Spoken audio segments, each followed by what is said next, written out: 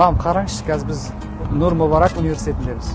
Бұл жерден қасынан үлкен бір ғимарат медресе салынып отыр.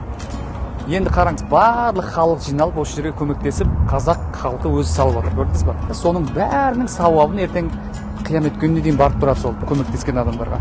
Керемет, Керемет, өте керемет. Осы туралы бұл болған оқиға айтып берейін. Бір патша өз күшіменен медресе саламын деп жұмысшыларына айтқан екен. Ешкімнен бір тиын бірдеңе ештеңе алмаңдар деп. Содан патшаның түсіне таразы кіреді. Таразының бір жағында медресе тұрады да, бір жағында жаңағы жарты кесе сүт тұрады. Сонда патша келіп ертесіне жұмысшыларына айтқан екен. Сендер кімнен не алдыңдар деп. Мен түсімде таразы көрдім, таразының бір жағында бір кесе сүт тұр, бір жағында медресе тұр деп. Сонда бір жұмысшы айтқан екен, бізге мына қоңысымыз бір кесе сүт әкеліп беріп тұрады, шөлдеген кезімізде соны ішіп отырамыз деп. Сонда соның жүрекпенен берген сүті, садақасы шын жүрегінен берген.